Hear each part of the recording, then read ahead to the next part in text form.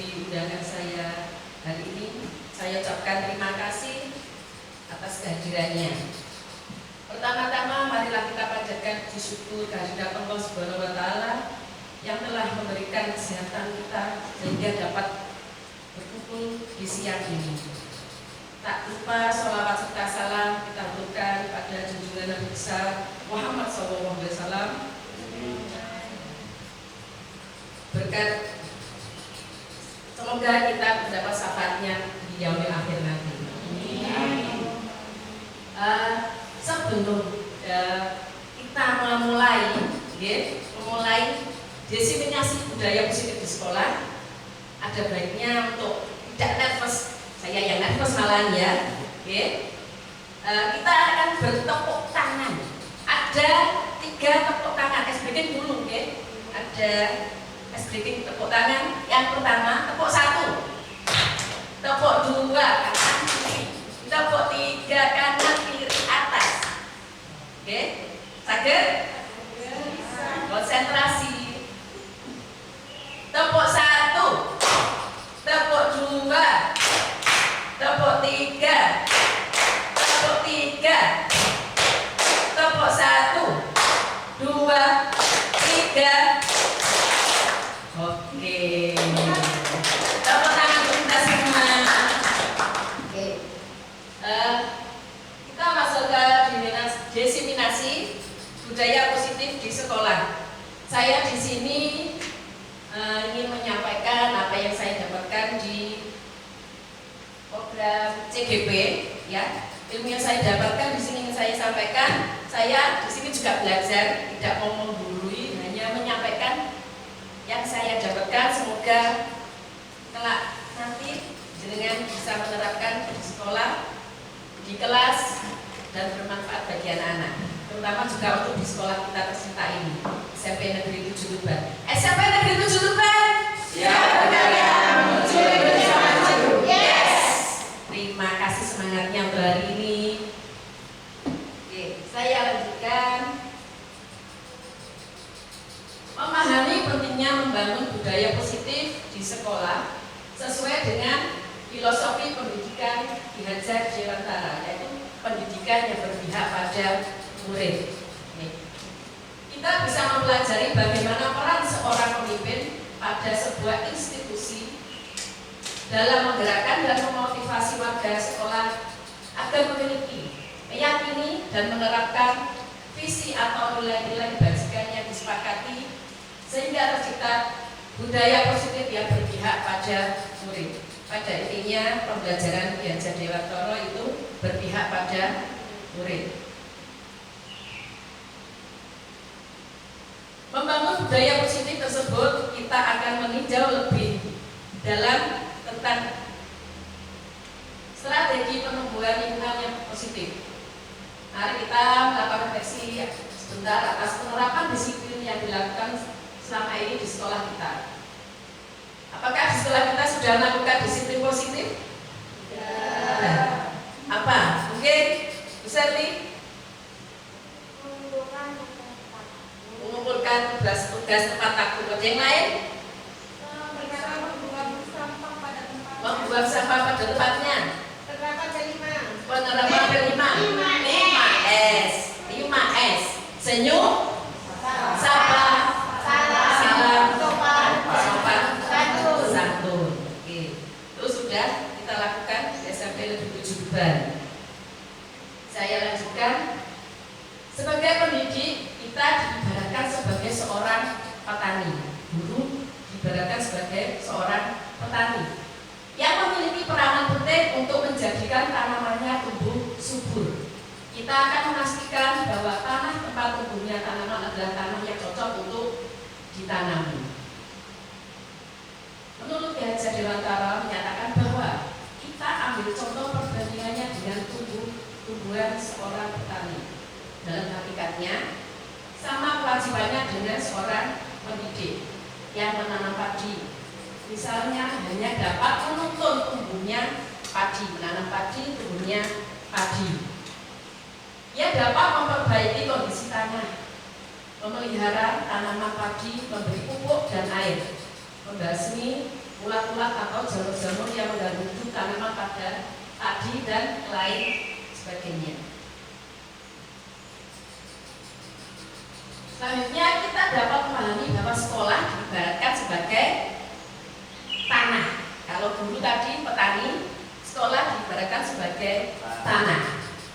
Tempat bercocok tanam sehingga guru harus mengusahakan sekolah jadi lingkungan yang menyenangkan, menjaga dan melindungi murid dari hal-hal yang tidak baik.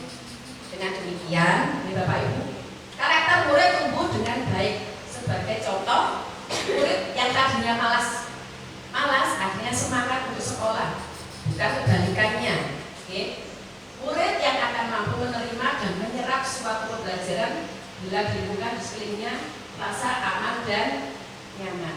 Selama seseorang merasakan tekanan-tekanan dari lingkungannya, maka proses pembelajaran akan sulit.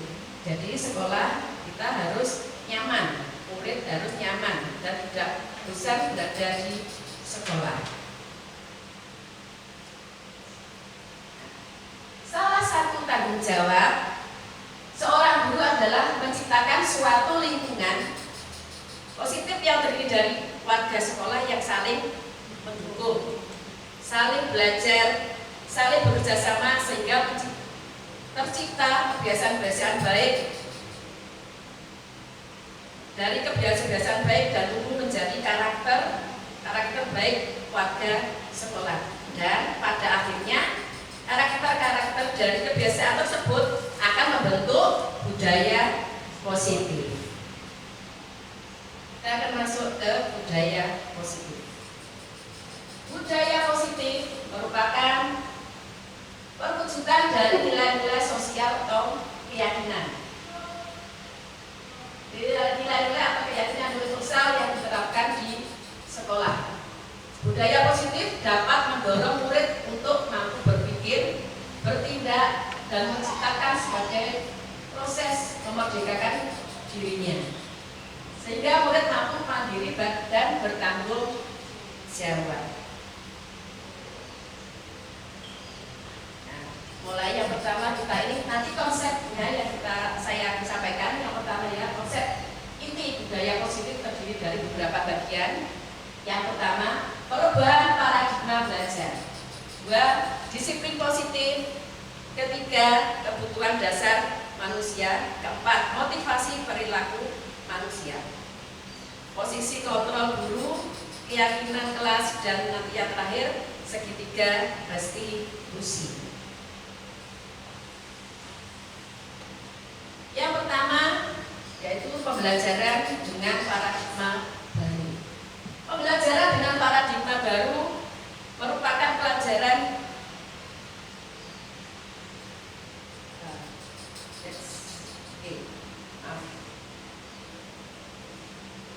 Pembelajaran dengan paradigma baru merupakan pembelajaran yang direncanakan berdasarkan prinsip berdiferensiasi, sehingga para peserta didik belajar sesuai dengan kebutuhannya berdasarkan tahap pengembangan sesuai psikologi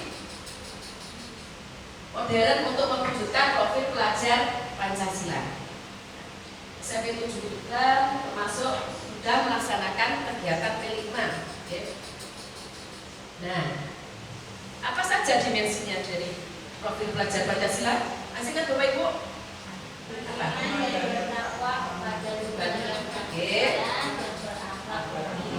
Dua, berkebinekaan global, gotong royong, mandiri, kreatif dan nalar kritis.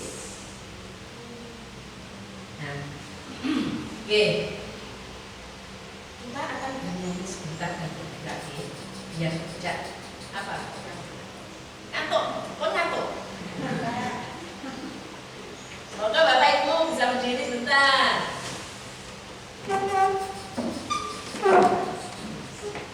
Ayo. Ini ada video tapi berat, diulang gerakannya. Monggo.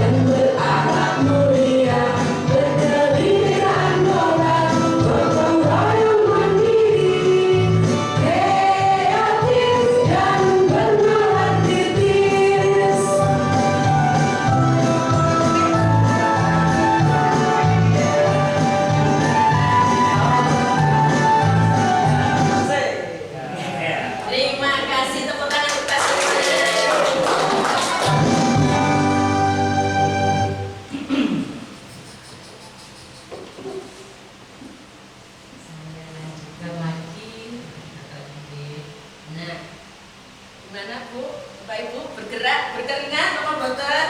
Berkeringat. Bisa sebenarnya. Ya. Bisa menerapkan di kelas mungkin ke? Siap. Tak bergerak hitung-hitung olahraga. Pagi-pagi ke? Malam mau Oke, belajar Pancasila.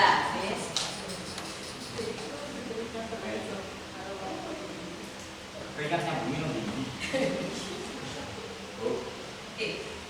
Nah, belajar Pancasila. Kita ke disiplin positif. Disiplin positif adalah pembiasaan-pembiasaan yang baik, mencakup sikap atau perilaku maupun tutur kata oleh seluruh warga sekolah, terutama bagi murid agar dapat berkembang menjadi pribadi yang kritis, mandiri, dan bertanggung jawab. Sebagai pendidik, tujuan kita adalah menciptakan peserta didik yang memiliki disiplin diri dan diri, sehingga mereka berperilaku pada nilai-nilai universal, basikan universal, dan memiliki motivasi diri untuk merubah perilaku dari mereka dari yang jelek ke arah yang bagus. Itu untuk tujuannya disiplin positif. Disiplin positif ada beberapa yang dikajikan dari teori kontrol Dr. William Glasser. Yang pertama, ilusi guru mengontrol murid. Nah, pada dasarnya kita tidak dapat memaksa murid untuk berbuat sesuatu jikalau murid tersebut memilih untuk tidak melakukannya. Walaupun tampaknya guru sedang mengontrol perilaku murid, hal demikian terjadi karena murid sedang mengizinkan dirinya dikontrol. Saat itu bentuk kontrol guru menjadi kebutuhan dasar yang dipilih murid tersebut. Teori ini menyatakan bahwa semua perilaku memiliki tujuan, bahkan perilaku yang tidak disukai. Ilusi yang kedua, bahwa semua penguatan positif, efektif, dan bermanfaat. Penguatan positif atau bujukan adalah bentuk-bentuk kontrol segala usaha untuk mempengaruhi murid agar mengulangi perilaku tersebut. Adalah suatu usaha untuk mengontrol murid tersebut. Dalam jangka waktu tertentu, kemudian murid tersebut akan menyadarinya dan mencoba untuk menolak bujukan kita, atau bisa jadi murid tersebut menjadi tergantung pendapat sang guru untuk berusaha. Ilusi yang ketiga, ilusi bahwa kritik dan membuat orang merasa bersalah dapat menguatkan karakter. Menggunakan teori kritik dan rasa bersalah untuk mengontrol murid menuju pada identitas gagal. Mereka belajar untuk merasa buruk tentang diri mereka. Mereka menggunakan dialog dari yang negatif. Ada kala sulit bagi guru untuk mengidentifikasi bahwa mereka sedang melakukan perilaku ini, karena seringkali guru menggunakan suara halus untuk menyampaikan pesan negatif. Ya, sebenarnya marah gurunya, tapi dia menyampaikan pesannya dengan halus, tapi sebenarnya itu mengecewakan mungkin. Lanjutkan lagi, ilusi yang terakhir, ilusi bahwa orang dewasa memiliki hak untuk memaksa. Orang dewasa memiliki hak untuk memaksa. Banyak orang dewasa yang percaya bahwa mereka memiliki tanggung jawab untuk membuat murid-murid berbuat hal-hal tertentu. Apapun yang dilakukan dapat diterima selama ada sebuah kemajuan berdasarkan sebuah pengukuran kinerja. Pada saat itu pula orang dewasa akan menyadari bahwa perilaku memaksa tidak akan efektif untuk jangka panjang dan sebuah hubungan permusuhan akan terbentuk. Jadi orang dewasa berhak untuk memaksa. Itu menurut teori Glasser. Kita sampai yang ketiga, kebutuhan dasar manusia. Kebutuhan dasar manusia merupakan sesuatu yang kita lakukan untuk mendapatkan apa yang pendidikan. Seluruh tindakan yang kita lakukan memiliki tujuan. Semua usaha terbaik yang kita lakukan agar kebutuhan dasar kita terpenuhi dengan baik. Ada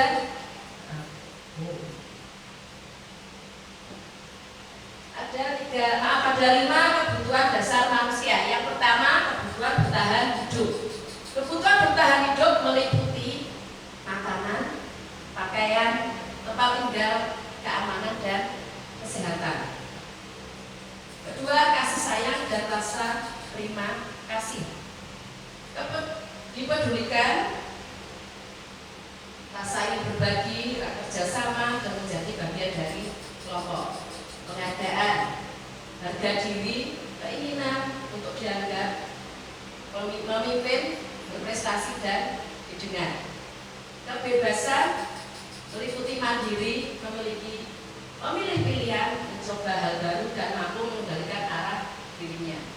Baik, kesenangan di sini bermain, humor, antusias, dan tertawa. Nah, di sini ada satu pertanyaan pematik, Bapak Ibu. Monggo kita perhatikan bersama-sama. Ibu Ambar, guru wali kelas 2A di SD Pelita Hati, sedang bingung menghadapi ulah salah satu murid di kelasnya.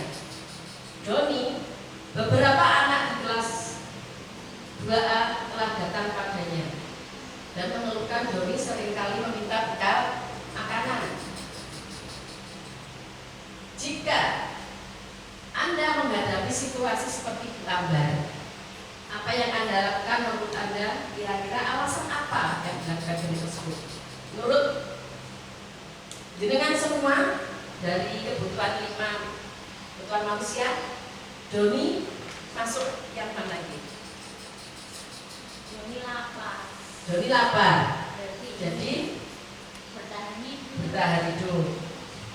Mungkin ada jawaban yang lain, alasan Doni selain dia lapar? Betul? Nama Berna tidak membawa bekal ya. tidak membawa bekal, jadi lapar Ya. ya, memenuhi kebutuhan ya. Berusaha untuk hidup.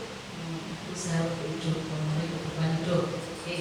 Nah, sebelum kita memutuskan Doni masuk ke yang bagaimana nih? Nah, ada beberapa yang Ibu Ambar harus kerjakan. Kita harus mencari alasan dulu. Ya, alasan yang pertama, jika Doni memberi alasan karena ia lapar dan orang tuanya tidak membawakan bekal makan siang, berarti dia alasannya untuk kebutuhan hidup. Itu jika Doni membuat alasan karena lapar tidak membawa bekal. Ada lagi, nah, jika Doni mengambil bekal temannya karena dia merasa senang temannya sehingga dia memperhatikan, dia ingin diperhatikan. Jadi dia butuh perhatian atau kasih sayang dan rasa diterima. Karena hal tersebut, teman-temannya, Bapak Ibu guru menyampaikan ke orang tuanya, sehingga orang tuanya jadi memperhatikan. Berarti di sini Doni memang butuh perhatian. Alasan ketiga, ada alasan lagi. Jika Doni beralasan dia merasa hebat karena temannya, jadi takut dengan dia dan menuruti keinginannya. Jagoan, istilah jagoan, senangnya malam. Nah, itu dia masuk ke penguasaan. Keempat, kebebasan. Jika alasan Doni, dia merasa bosan dengan bekal, dia bawa tapi merasa bosan karena digarani apa? Dibawakan makanan itu saja, misalnya telur sama mie goreng, wis ngono kuwi bendino. Bosen apa mboten? Bosen. Kita aja juga bosen nggih, apalagi anak-anak. Dicari yang lain dan caranya Doni ngambil makanan teman-temannya. Ya, tapi dia caranya salah karena dengan paksa. Oke, dari Joni ke sapi. Pak Wes ke sapi bawanya. Wah, enak Pak Wes bagi-bagi. Dengar.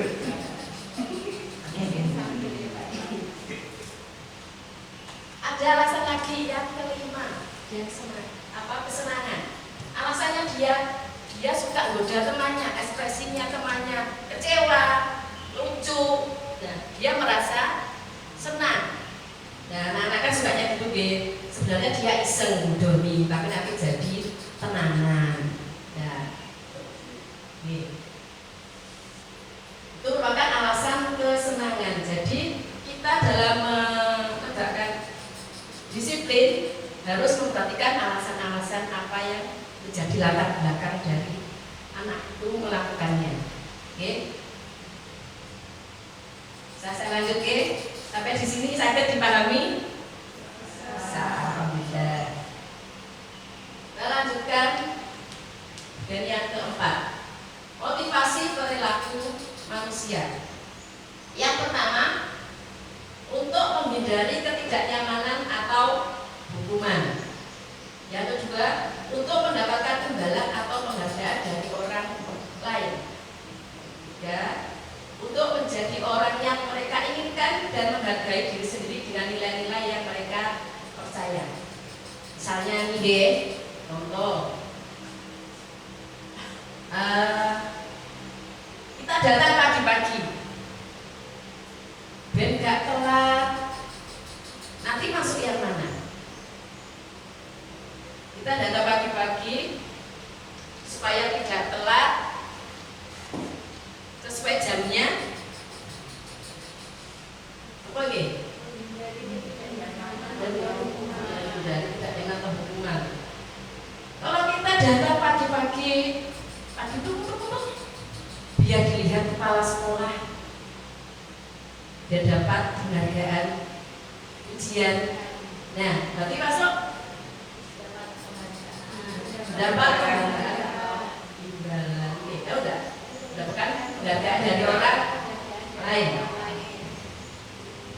Nih. Kita lanjutkan. Teori motivasi hukuman dan penghargaan. Dan motivasi perilaku manusia. Ini akan dijabarkan ya, tadinya beberapa contoh untuk menghindari ketidaknyamanan atau hukuman.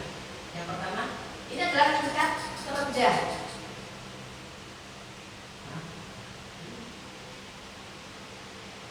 Tingkat terendah dari motivasi perilaku manusia. Biasanya orang yang memotivasi perilakunya untuk menghindari hukuman atau ketidaknyamanan akan bertanya apa yang akan terjadi apabila saya tidak melakukannya. Sebenarnya mereka sedang menghindari permasalahan yang mungkin muncul dan berpengaruh pada mereka secara fisik, psikologis maupun tidak terpenuhnya kebutuhan mereka. Mereka tidak melakukan tindakan tersebut. Motivasi ini bersifat eksternal.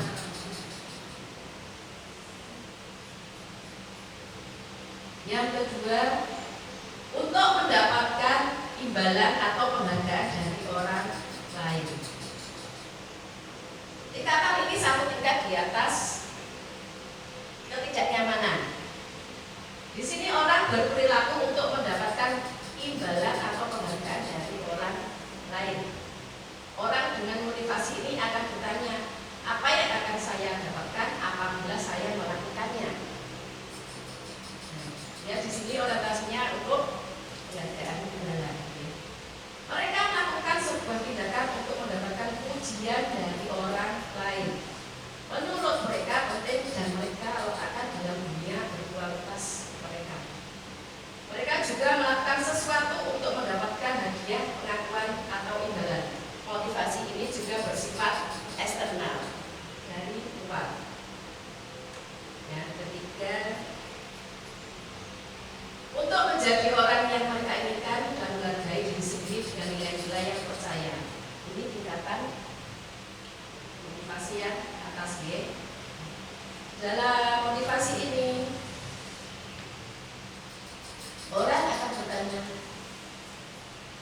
menjadi orang seperti apa apabila saya melakukannya.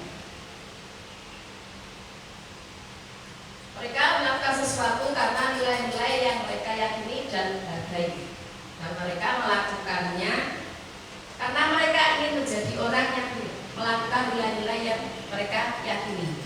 Ini merupakan motivasi internal, berasal dari dirinya sendiri, berasal dari diri jenengan masing-masing, dari hati melakukannya. Nah, karena aku datang pagi-pagi yoga itu sudah karena kewajiban kita, ya, tidak karena imbalan, tidak karena menghindari ketidaknyamanan, karena itu sudah kewajiban. Ya.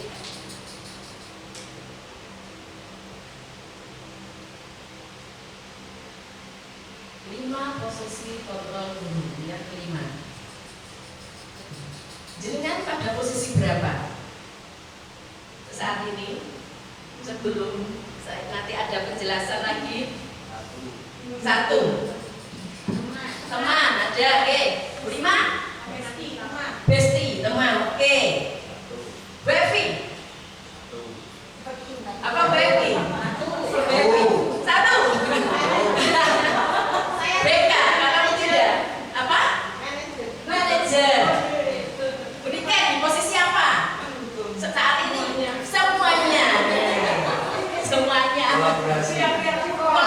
Kolaborasi, lihat situasi ya, Sikon. Oke, nah, oke.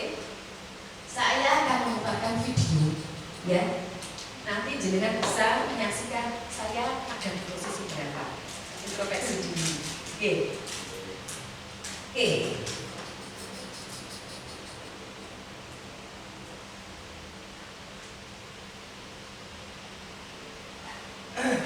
Tapi kan pertama mesti. Juara pertama lah paling habis. First time.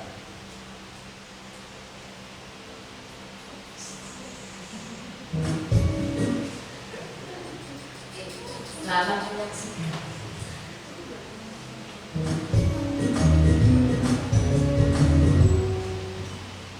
Salam bahagia Ibu dan Bapak Guru hebat. Dalam penerapan disiplin positif restitusi, salah satu program yang dikembangkan adalah 5 posisi kontrol. 5 posisi kontrol dalam restitusi adalah proses perjalanan seorang pendidik agar dapat mengenali dirinya. Pada video kali ini, kita akan membahas tentang 5 posisi kontrol yang dikembangkan oleh Diane Dawson dan contoh penerapannya.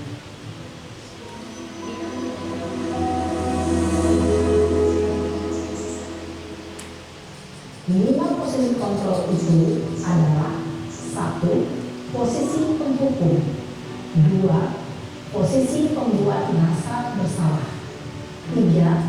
Posisi teman, 4. Posisi pemantau atau monitor, dan 5. Posisi manajer. Untuk lebih memahami kelima posisi tersebut, mari kita saksikan kasus Nathan yang terlambat hadir 20 menit di sekolah dan melihat bagaimana kelima posisi kontrol dalam menghadapi masalah tersebut.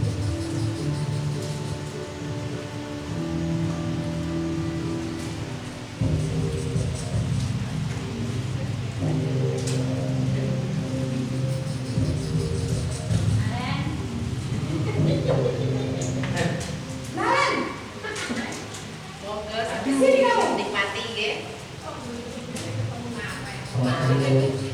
Selalu terlambat. Kamu deh pasti terlambat. Maaf Bu, saya Apa? Apa coba? Alasan kamu apa lagi? Kapan sih kamu tidak terlambat? Malas sekali ya kamu jadi anak. saya Dasar pemalas. Gak kapok-kapok sih kamu. Sudah berapa kali terlambat? Sana, kamu keliling lapangan basket 2 kali. kenapa saya harus beli lapangan basket Bu? Kenapa? Kamu melawan ibu? Berani-beraninya jawab. Sudah terlambat, masih berani jawab pula. Sekarang, keliling lapangan basket 5 kali sekalian. Biar kapok. Cepat. Pergi sana ke lapangan basket. Posisi penghukum penghukum biasanya berbicara dengan nada tinggi, menghardik, menunjuk-nunjuk, menyakiti, dan menyindir. Hukuman bisa berupa fisik maupun psikis. Ibu dan bapak guru hebat. Dampak yang terjadi pada murid ketika guru berada pada posisi penghukum adalah murid cenderung akan memberontak, bahkan menyimpan dendam.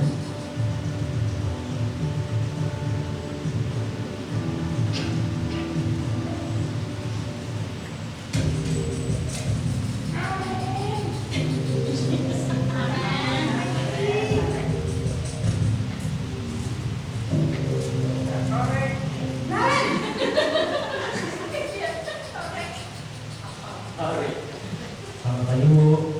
Naren, kamu kenapa terlambat lagi, nak? Ya Tuhan, Naren, kamu senang ya bikin ibu susah ya? Kalau kamu terlambat lagi, nanti ibu yang ditegur bapak kepala sekolah, nak. Disangka ibu tidak bisa membina kamu. Duh, gimana ini? Maaf Bu. Duh, Gusti Naren, kamu suka ya kalau ibu ditegur bapak kepala sekolah? Terus, sekarang ibu harus tulis apa yang di buku absen? Ini kamu sudah sering terlambat loh. Ibu harus apa coba? Maaf Bu. Maaf sekali. Ya sudah, lain kali jangan bikin ibu susah lagi ya, nak ya. Ibu tidak akan capek lagi kalau kamu begini terus. Bisa jantungan kalau ibu tegur bapak kepala sekolah. Sana cepat kelas. Maaf ya Bu. Maaf sekali. Posisi pembuat rasa bersalah berbicara dengan nada tenang, cenderung lembut. Namun kata-kata yang diutarakan membuat murid merasa menjadi orang yang gagal, memandang buruk dirinya sendiri, merasa tidak berharga, dan tidak sanggup membahagiakan orang lain.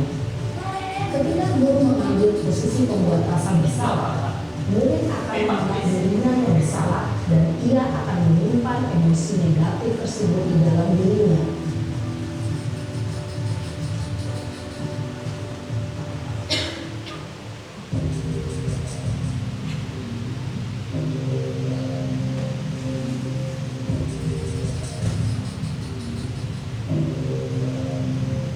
Naren,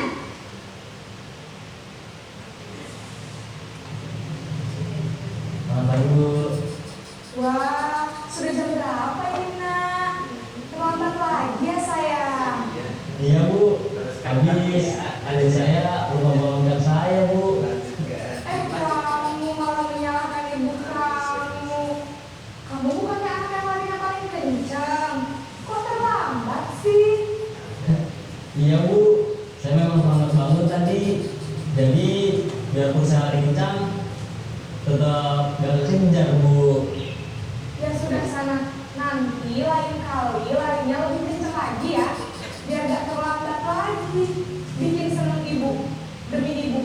Bisa kan? Bisa lah Bu. Ya sudah sana masuk kelas. Ibu beresin urusan absen kamu. Kamu ini ada-ada saja. Dalam posisi teman, guru berbicara dengan nada suara ramah, akrab, cenderung bersenda gurau untuk menjaga suasana tetap santai. Murid akan merasa senang, aman, dan akrab dengan guru. Identitas yang tercipta adalah identitas sukses atau berhasil. Namun, perlu diingat, karena ini masih dorongan eksternal, maka ada faktor ketergantungan dari murid kepada orang tertentu. Di sini, guru absennya, sehingga di lain waktu, murid bisa berperilaku baik, namun hanya kepada orang-orang tertentu saja.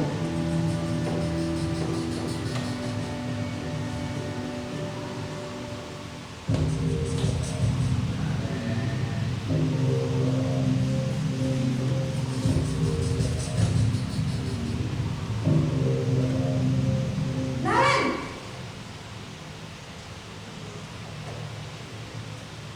Selamat pagi Bu. Naren, apa peraturan sekolah kita tentang jam berapa kita harus masuk sekolah, nak? Kita harus harus di sekolah jam 7, Bu. Iya betul, sekarang sudah jam 7.20. Kalian sudah tahu konsekuensinya jika terlambat hadir? Paham, Bu. Saya harus tinggal kelas pas jam istirahat selama 20 menit. Iya benar, konsekuensinya demikian. Jadi nanti jam 9.30 pas istirahat, kamu harus tinggal di kelas, kerjakan tugas tambahan untuk ketertinggalan kamu, ya? Baik, Bu. Posisi pemantau mengandalkan penghitungan atau data untuk mengontrol murid. Guru mengarahkan murid berdasarkan peraturan dan konsekuensi. Seorang pemantau menunjukkan bahasa tubuh dan ekspresi wajah yang datar dan cenderung formal.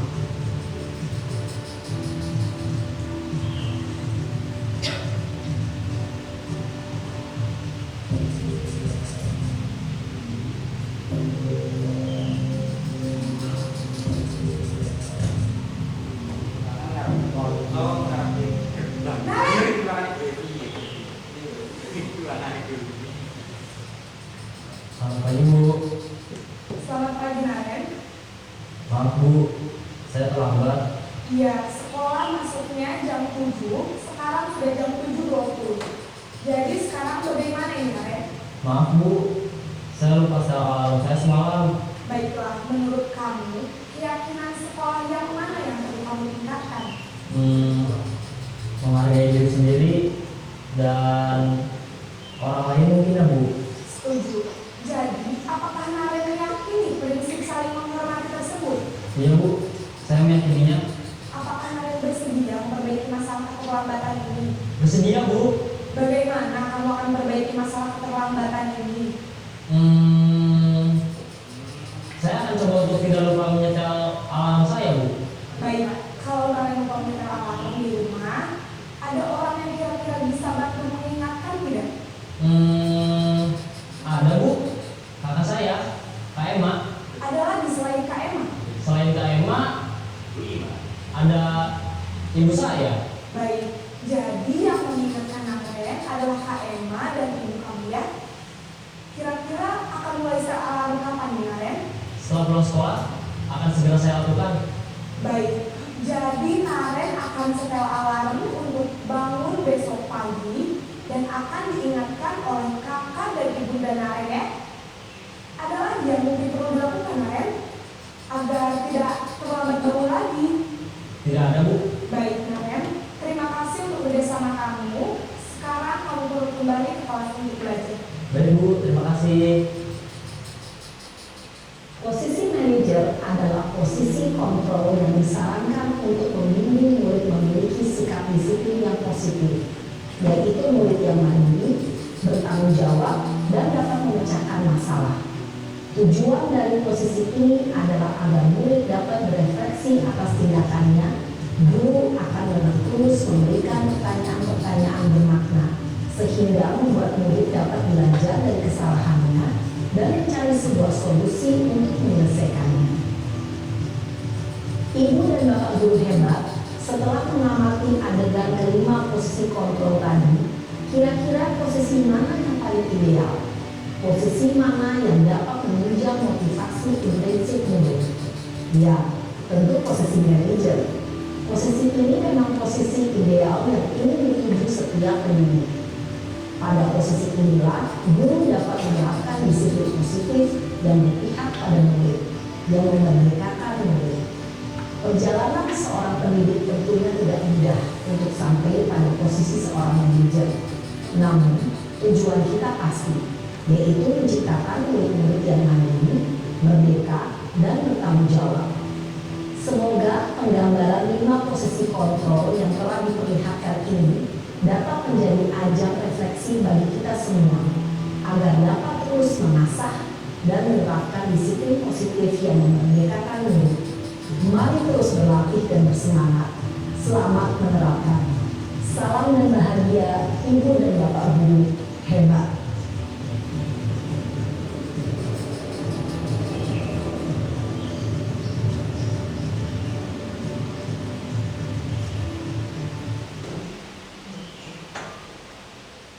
Gimana Ibu, Bapak?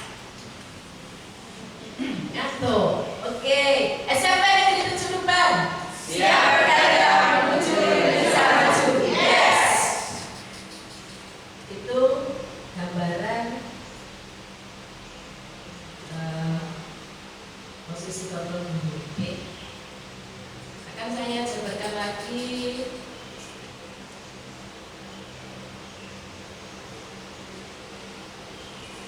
Sesuai yang di video tadi, ada 5 kontrol guru. Yang pertama, penghukum. Penghukum bisa menggunakan biasanya fisik atau verbal. Fisik mungkin sekarang sudah tidak terlalu fisik tidak boleh. Nah, yang sering masih kita lakukan ada verbal. Gitu pembuatan. Biasanya dengan kata-kata apa? Keras, nadanya tinggi, lagi, mengancam, nunjuk, kamu datang lambat, ada otomatis. Nah itu posisi penghukum. Mata melotot. Siapa yang mata melotot? Gak iso mata melotot. Bu Ima, mata melotot. Kamu ayo dibersihkan kelasnya. Nah itu Bu. Nek nunjuk itu mesti Ibu. Nunjuk itu otomatis tangan ini. Panggilan murid. Itu posisi penghukum. 2, pembuat merasa bersalah. Pembuat merasa bersalah akan menggunakan keheningan yang membuat orang lain merasa tidak nyaman, bersalah atau rendah diri. Kata-katanya keluar lembut, keluar lembut. Contohnya, Bapak kecewa sekali sama kamu. Kamu kok begini?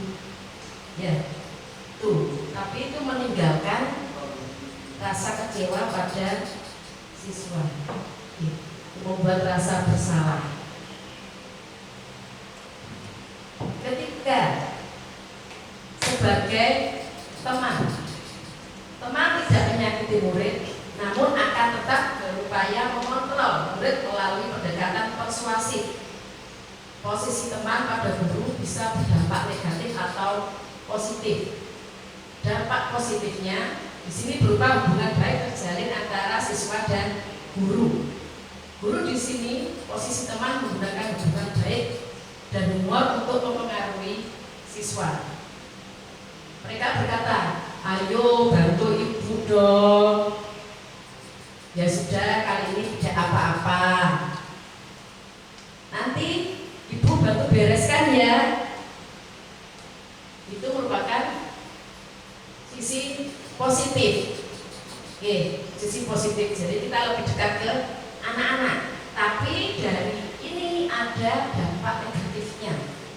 Misalkan, ya, dari posisi kontrol teman adalah bila suatu saat guru tersebut tidak dapat membantu, maka murid akan kecewa dan berkata, saya pikir bapak adalah teman saya. Murid merasa dikecewakan dan tidak lagi mau berusaha, tak gelem ini. Jadi dia menuntut imbal balik karena merasa temannya itulah posisi negatifnya dari teman. Murid akan bergantung pada guru tersebut. Selanjutnya, posisi pemantau. Pemantau di sini berarti mengawasi, memantau. Pada saat kita mengawasi, kita bertanggung jawab atas perilaku yang diawasi. Seseorang yang menjalankan posisi pemantau akan mengajukan pertanyaan. Peraturannya apa? Apa yang kamu lakukan? Kenapa datang terlambat? Sanksi atau konsekuensinya apa? Karena dia sudah memantau dari peserta didik tersebut. Seorang pemantau sangat mengandalkan perhitungan, catatan data yang dapat digunakan sebagai bukti atas perilaku seseorang. Konsekuensi logis dari penerapan posisi kontrol pemantau adalah murid memahami konsekuensi yang harus dijalankan sekolah. Guru tidak menunjukkan suatu emosi yang berlebihan, menjadi marah atau membuat merasa berbuat salah. Murid tetap berbuat tidak nyaman karena muridnya sudah berkali-kali misalnya telat, terlambat, sudah ada datanya. Jadi guru ini istilahnya apa? Sudah terbiasa. Itu posisi pemantau. Posisi manajer. Manajer yaitu posisi di mana guru berbuat sesuatu bersama dengan murid, mempersilahkan murid bertanggung jawab berlakunya, mendukung murid agar dapat menemukan solusi atas permasalahannya sendiri. Di sini penekanan bukan pada kemampuan membuat konsekuensi, namun dapat berkolaborasi dengan murid. Bagaimana murid itu bisa memperbaiki kesalahannya yang sudah berulang kali melakukan kesalahan. Posisi manajer ini siswa dapat mempertanggungjawabkannya.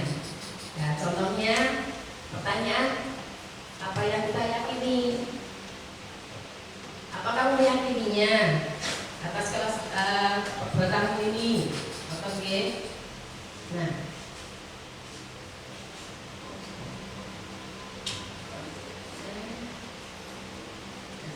itu tadi tentang posisi kontrol guru. Dengan bisa refleksi diri, introspeksi, baiknya posisi mana kita bisa berubah. Misalnya jangan jadi penghukum terus, belajar ke posisi kontrol yang lain. Syukur-syukur alhamdulillah bisa sampai ke posisi manajer, posisi paling tinggi. Berusaha untuk anak-anak ya. Oke, saya lanjutkan lagi yang keenam, keyakinan kelas. Keyakinan kelas merupakan kesepakatan kelas yang diyakini bersama guru dan murid dengan harapan dapat meningkatkan kedisiplinan murid.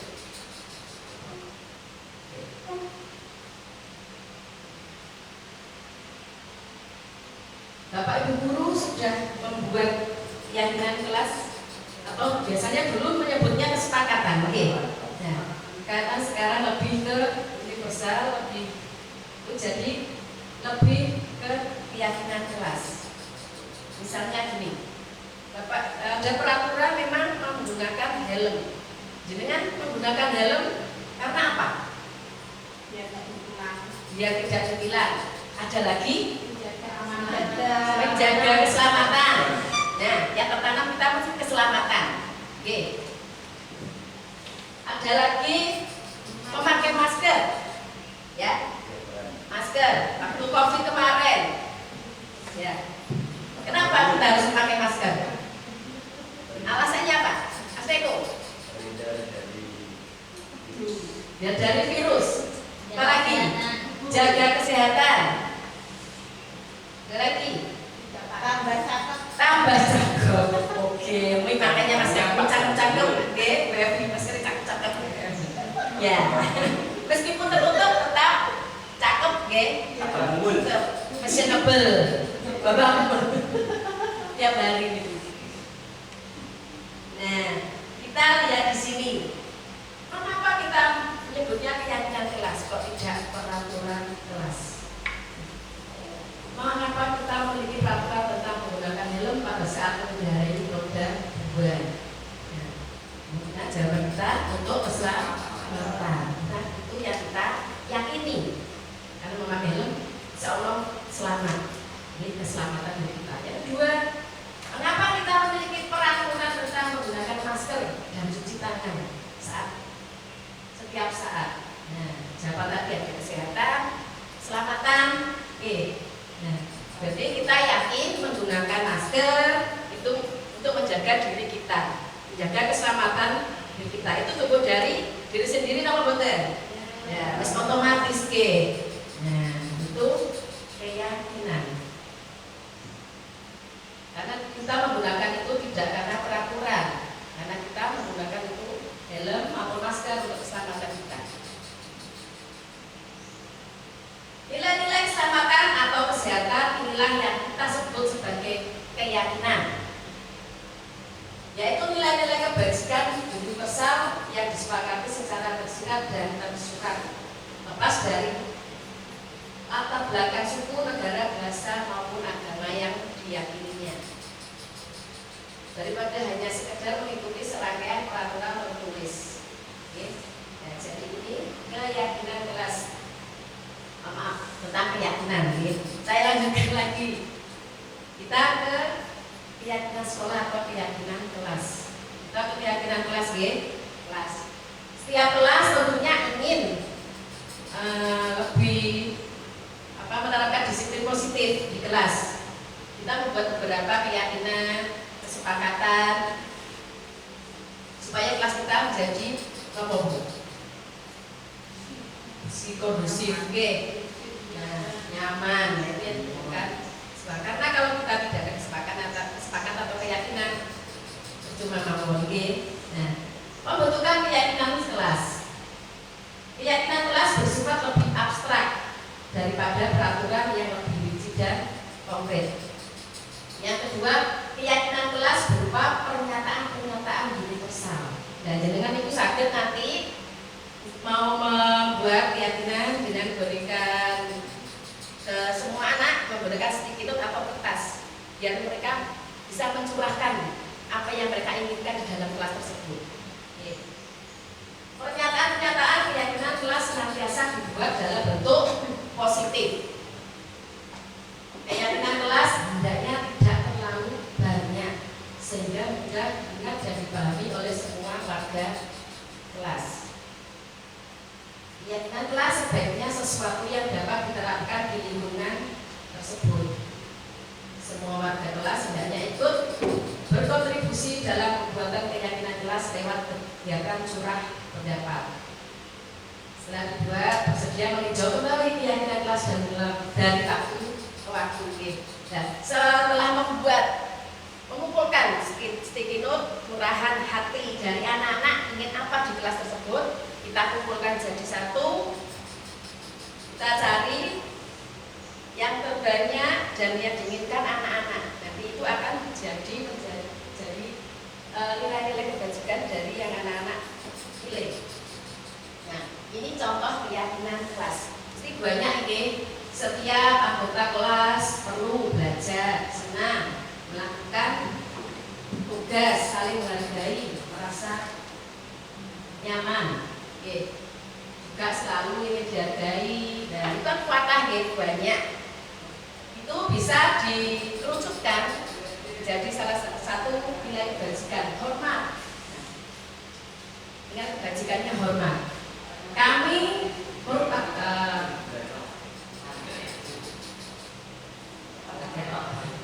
meyakini sudah menjadi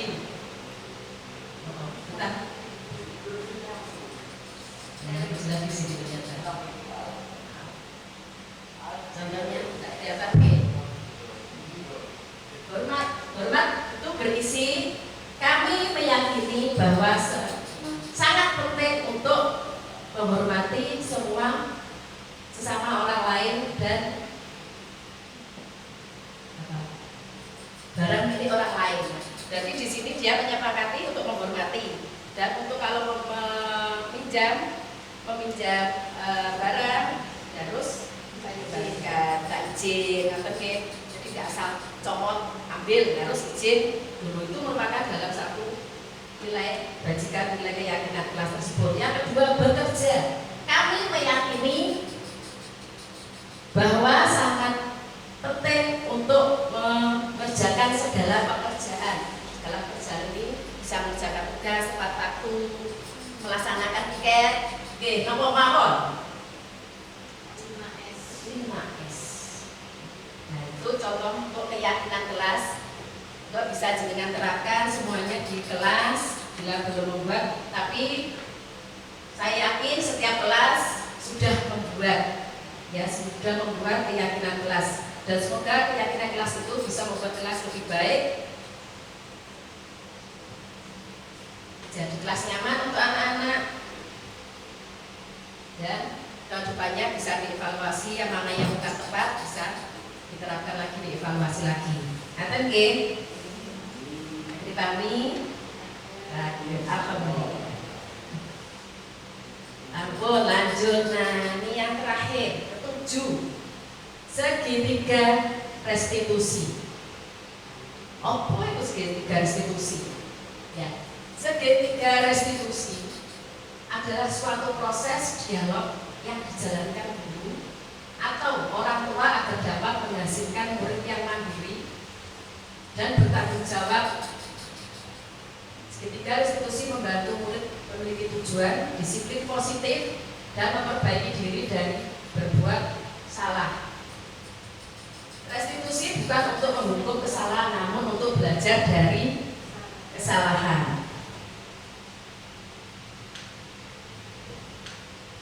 Segitiga restitusi yang pertama ada namanya segitiga, berarti tiga sisi, nggih. Sisi yang pertama, bagian dasar dari segitiga bertujuan untuk mengubah identitas anak dari yang gagal karena melakukan kesalahan menjadi orang yang sukses. Anak yang melanggar peraturan karena sedang mencari perhatian adalah anak yang sedang mengalami kegagalan. Untuk diperhatikan, itu anak sekarang, ya, jangan diperhatikan, gitu. Dia mencoba untuk memenuhi kebutuhannya, bukan dasarnya, namun ada benturan. Maka kalau kita mengkritik dia, anak kita kritik, akan kita membuatnya dalam posisi gagal, tak mau dikritik. Kita memberi apapun ke anak-anak, tetap dia akan merasa gagal. Kalau kita ingin menjadi reflektif, maka kita harus meyakinkan si anak. Nah, dalam menstabilkan identitas ini ada beberapa, ya, kata-kata yang bisa kita gunakan untuk menstabilkan identitas. Berbuat salah tidak apa-apa. Tidak ada manusia tidak sempurna. Pokoknya kita yang harus juga boleh tidak bermarah-marah. Mencari solusi. Saya juga pernah melakukan kesalahan seperti itu. Apakah kamu sudah menjadi teman yang baik buat dirimu sendiri? Saya tanyakan ke anak-anak, ya, tanyakan ke dirinya sendiri. Sisi yang kedua, validasi tindakan yang salah. Menurut teori kontrol, sebuah tindakan manusia, baik atau buruk, pasti memiliki maksud atau tujuan tertentu. Ketika kita menolak anak berbuat salah, dia akan tetap dalam masalah. Yang diperlukan adalah kita memahami alasan melakukan hal tersebut sehingga anak merasa dipahami. Kita validasi dulu ketika anak membuat kesalahan, jangan langsung dijudge, okay? Jangan langsung kita cari alasannya apa karena melakukan hal tersebut. Kita telusuri dulu apa alasannya. Karena setiap anak berbuat salah atau tidak, itu mesti mengandung ada tujuan. Sisi yang ketiga, menanyakan keyakinan. Nah, menanyakan keyakinan. Teori kontrol menyatakan bahwa kita pada dasarnya termotivasi secara internal dari diri. Ketika identitas sukses telah dicapai, langkah yang pertama tadi, dan tingkah laku yang salah telah divalidasi, langkah kedua tadi verifikasi, maka anak akan siap untuk dihubungkan dengan nilai-nilai yang dipercaya dan berpindah menjadi orang yang diinginkan. Melalui segitiga diskusi kita dapat mewujudkan mereka menjadi murid yang merdeka. Mereka mampu menyelesaikan masalah dan dengan motivasi internal dan bertanggung jawab terhadap pilihannya. Jika kita bisa melakukan menerapkan segitiga diskusi, insya Allah mungkin anak-anak akan menjadi lebih baik. Itu kan yang kita harapkan. Ya memang sulit, banyak tantangan, terutama anak-anak kita ini. Kita tetap harus istiqomah istilahnya, tetap melakukan meskipun ada kegagalan. Ini ada beberapa kasus yang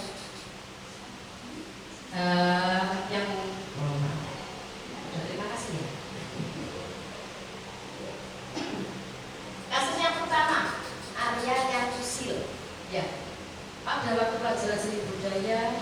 murid diberi tugas menggambar.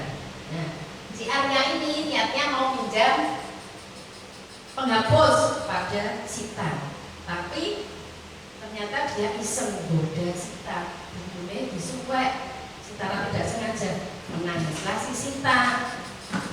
Nah, akhirnya Arya dipanggil. Itu ada videonya Bapak Ibu, saya putarkan ini langsung satu aja.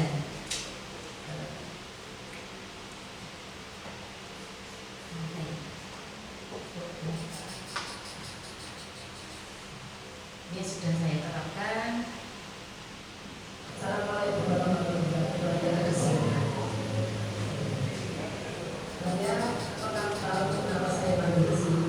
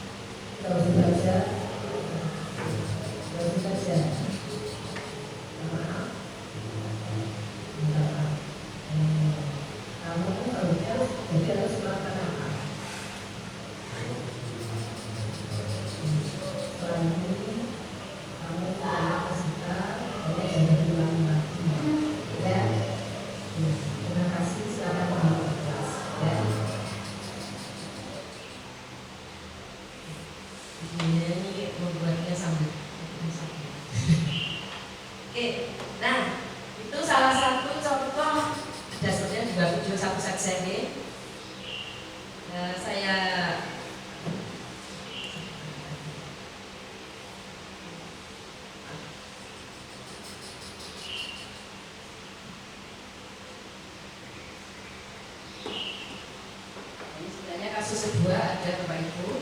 Kasus kedua suka tertidur di kelas. Ini masalah mungkin klasik ya. Banyak kan anaknya kan, anak-anak kita yang tertidur di kelas ini dengan berbagai macam alasan dia tertidur.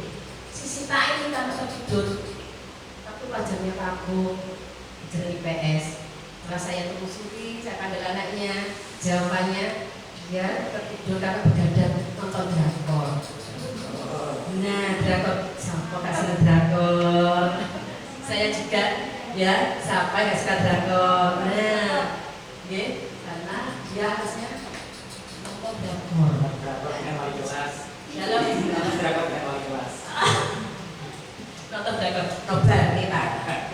Nah, tuh sudah saya selesaikan, alhamdulillah sudah baik lagi. Kita nonton drakor cuma dibatasi. Sudah jam 9 itu sudah kita lakukan. Nah, Bapak Ibu sampai di penghujung ya, pemaparan saya tentang yang saya sampaikan dengan semoga bermanfaat. Bermanfaat bisa kita terapkan di sekolah, bukan hanya untuk sekolah, untuk diri kita sendiri, untuk anak-anak dan untuk sekolah kita tercinta ini. Semoga semuanya ini bisa terwujud atas usaha kita, kolaborasi kita untuk memajukan SMP Negeri 7 Tuban.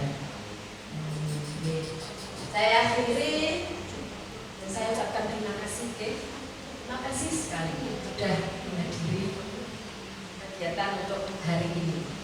Semoga jenengan sehat semua, depannya sukses semua.